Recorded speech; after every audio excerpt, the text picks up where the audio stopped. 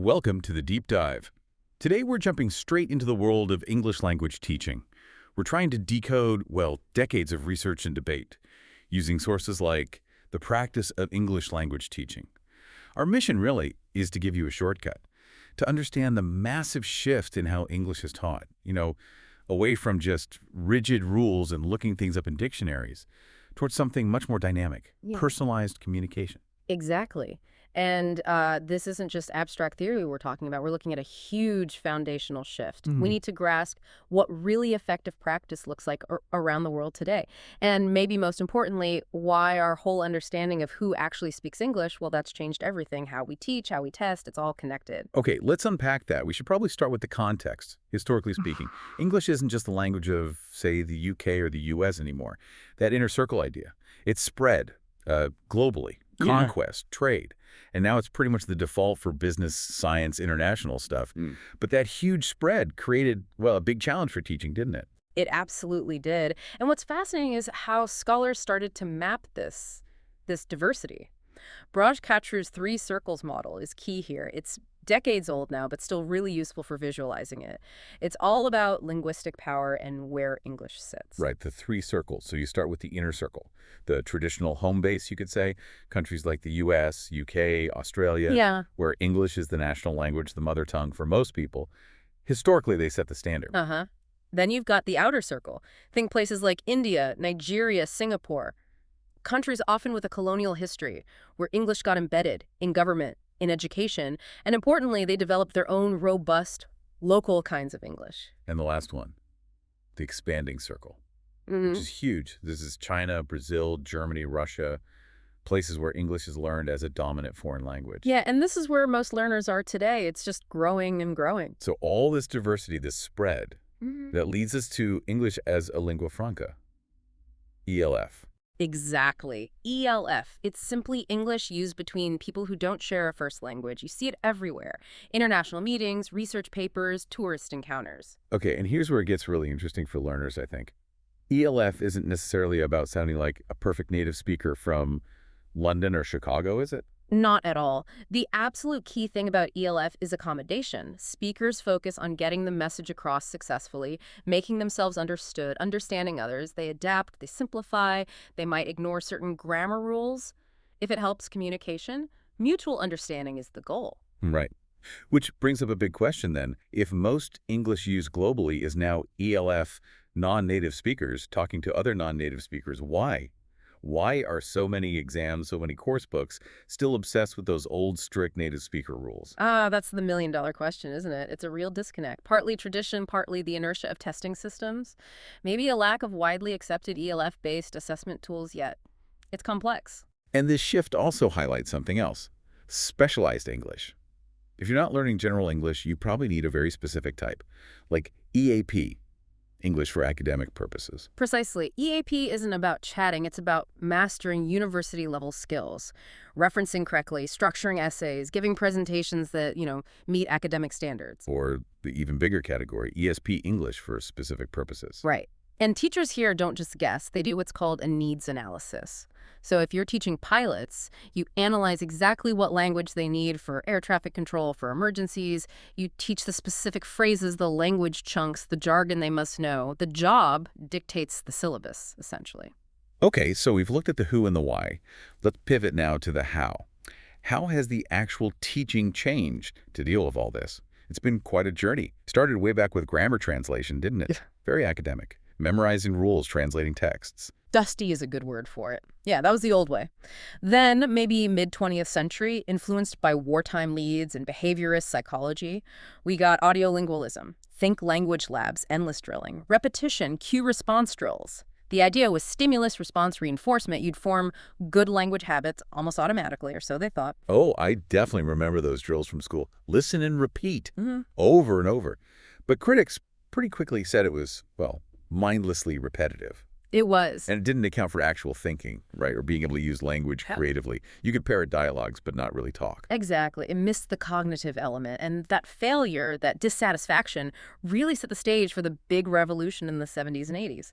Communicative Language Teaching. CLT. CLT. Now, that's a term you hear everywhere. But what does communicative actually mean in a classroom setting? Well, it's fundamentally a philosophy, not just one single method. It stresses that language is for communication. So the focus has to shift away from just learning grammar rules towards using language to convey meaning, content over form, essentially. Okay, and there's that communication continuum idea to help visualize it. Yeah, it's a useful way to think about activities. At one end, you have totally non-communicative stuff, like just repeating a single grammar point with no real reason. At the other, truly communicative activities. They need a real desire to communicate something, a purpose. The focus is on the message, not correcting every little error. And you use whatever language you need, variety structures like real life. And task-based learning, or TBL, fits in here. TDL is often seen as maybe the purest form of CLT in action. The whole lesson revolves around completing a meaningful task, like planning an event or solving a problem together.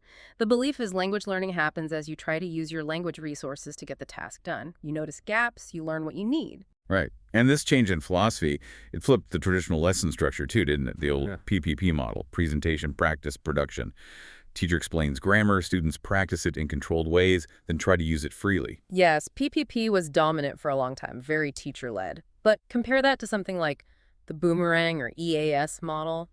Engage, activate, study. GAS. So you activate first. How does that work? It's kind of the opposite of PPP. You start with the task, activate. You throw students in, get them trying to communicate using whatever language they have. Then, after they've struggled a bit, maybe notice what they couldn't say, the teacher and students analyze the language needed. Study. It comes after the attempt. Ah, okay. So the need comes first, then the language focus. That makes a lot of sense. Feels more relevant, maybe? Potentially, yeah.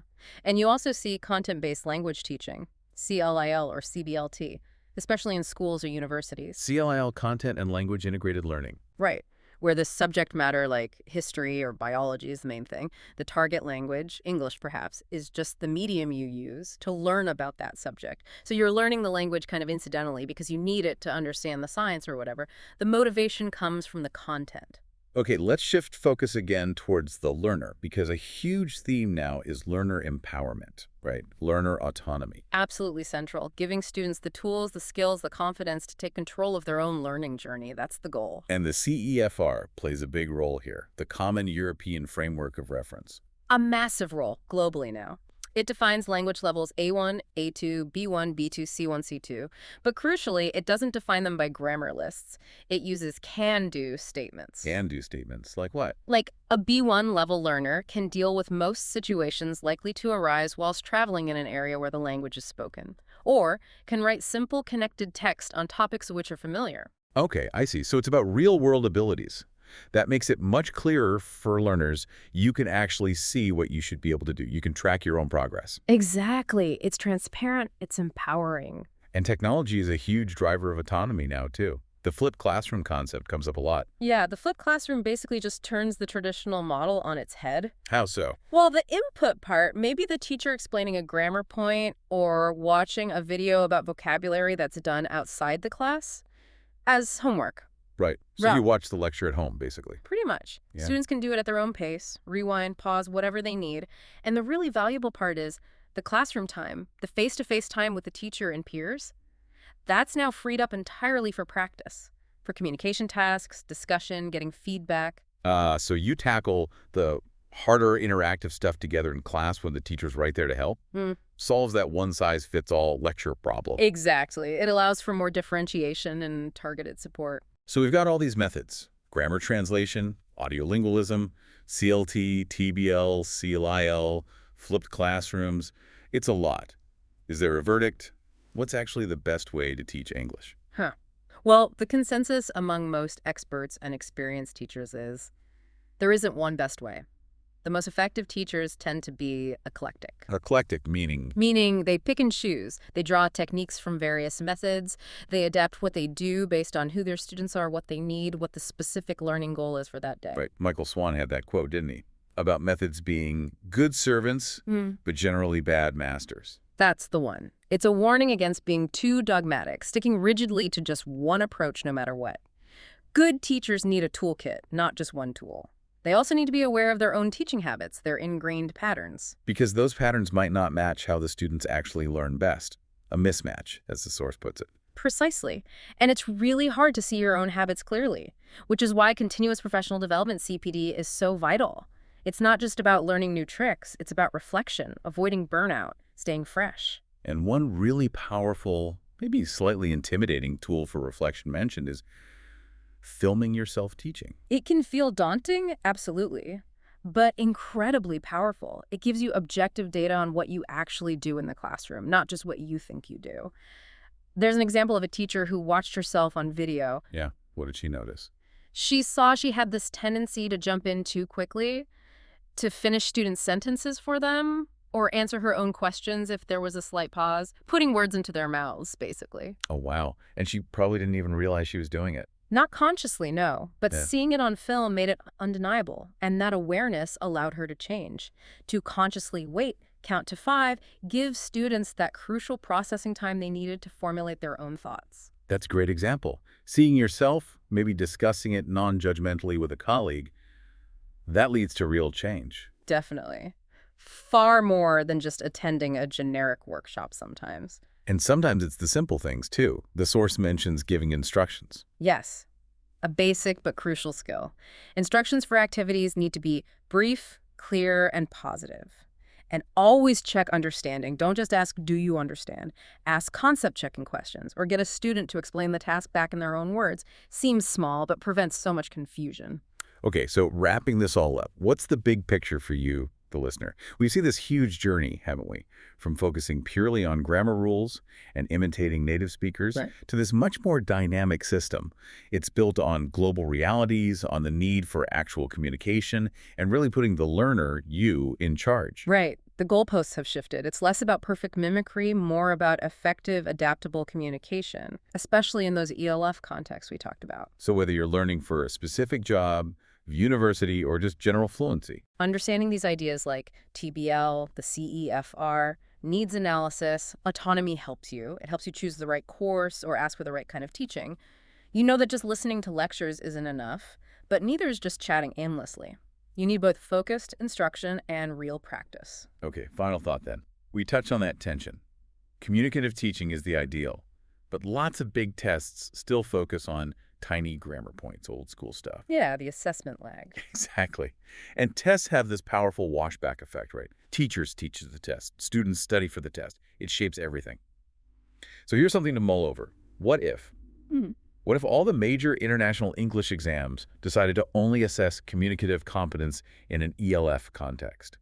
Focus purely on intelligibility, accommodation, task success, not on whether you use the third conditional perfectly. Wow, how would that change things? How would that change what we value, what gets taught, how everyone learns English? The entire landscape could shift Yeah, dramatically. something to think about.